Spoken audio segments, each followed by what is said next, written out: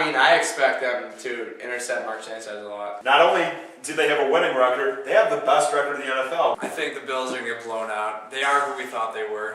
It's called praying, people. Kill the Tebow. But this is a big deal for Mario Williams. I mean, 31 other cities he could have moved to, and he chose Buffalo. I think the big thing here, and I'm going ahead of myself a little bit, is we got depth now. The Bills signed Vince Young. We finally have the quarterback of the future.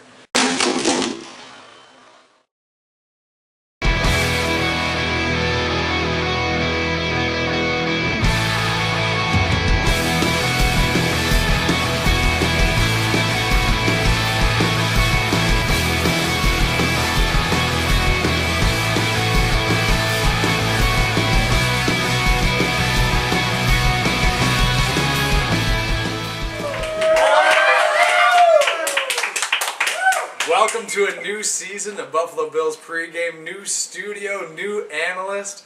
Couldn't be more excited. I'd like to introduce our newest analyst here at the team, Corey. Talk about yourself. What's your name? Where are you from? From Batavia. You said my name was Corey. I'm just really excited to be here. Big Bills fans from across the region. Thank you, audience.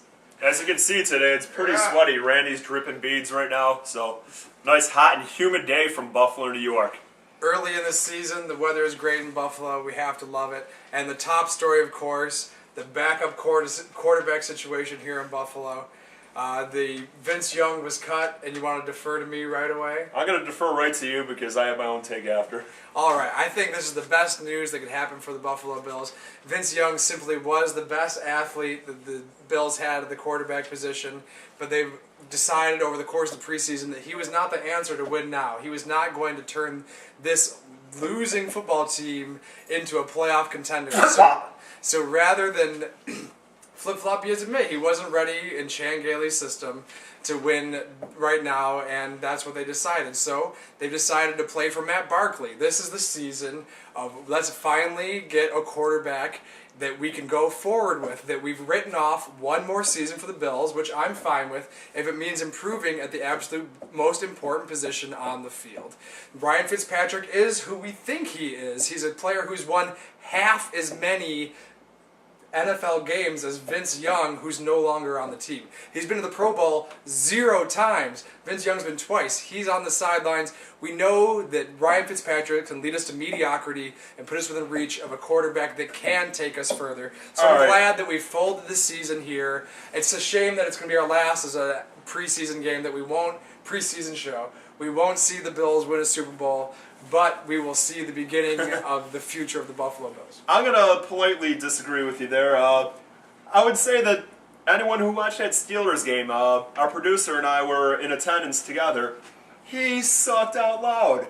Honestly, it was an awful performance. Exactly. That all said, trading for Tavares Jackson, it was like basically getting rid of one thing and buying it back for an extra price. You're basically trading away a draft pick to get the same guy.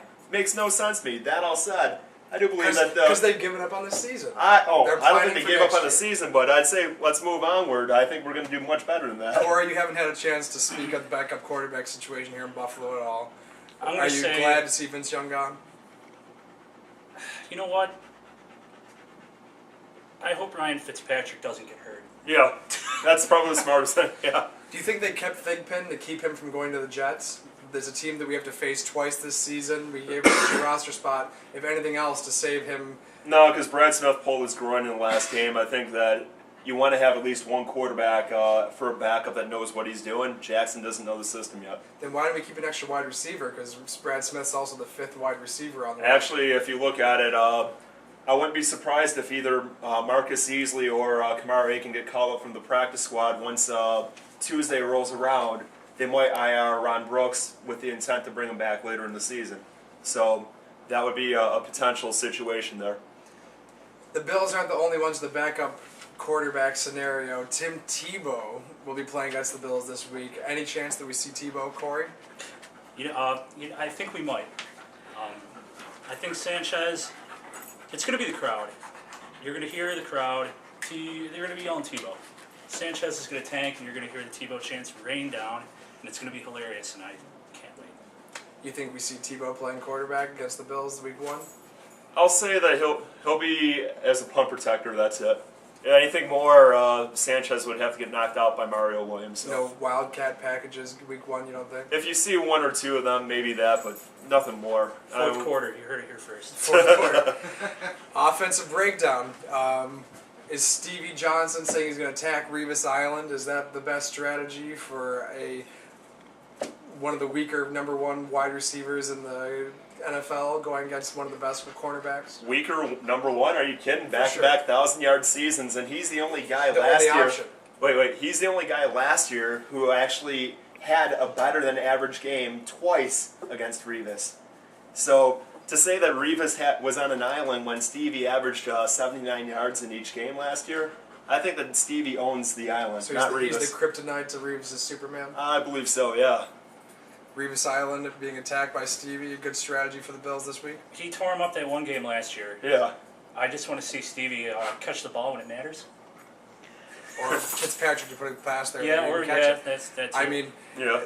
Stevie Johnson may be good, a deep threat against Revis, but I think the strategy against Buffalo is going to force Ryan Fitzpatrick to beat you on a 20-plus yard pass, and I don't know how often Revis is going to get beat in that scenario. But we are playing a 3-4 defense this week with a great secondary, Revis being the leader of that. What do we need to do to attack that 3-4, Justin? Run the ball. You got CJ, you got Freddie, you even got Tashard And that Choice. big They all can offensive run. line. Oh yeah, you got a big offensive line. You got a good blocking Mac and McIntyre on the short yardage situations. Just run the ball. You have the horses. Use them. Hit the gut. Anything else for Corey? I agree. Defensive breakdown. Mario Williams and Mark Anderson going up against a right tackle situation for the Jets that is Justin saying is weaker. Well, they tried trading for Jeff Otah from Carolina. He failed the physical, and they've had a lot of issues at that right tackle spot. Guess what? We have our best pass rusher lined up against him. I could see Sanchez going down quite a few times. So that'd be probably the key matchup for this week. You have a lot of focus on Mario Williams with the Buffalo Bills this season. Mark Anderson versus Aaron Maben. Who do you think has a bigger impact on this game? Maybe. Maben? For what reason? I just like him a lot more. You like Maben more than Anderson? I'm actually a big Maven fan.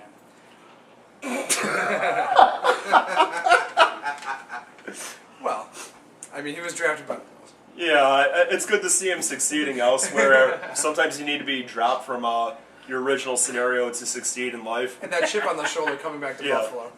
But that all said, I hope our Piers knocks him down to the ground a bunch of times. If not Piers, Cordy Glenn on the other side. So the biggest name at wide receiver for the Jets is Holmes. Holmes. That's all they have. Old Santonio Holmes. An old one, yeah.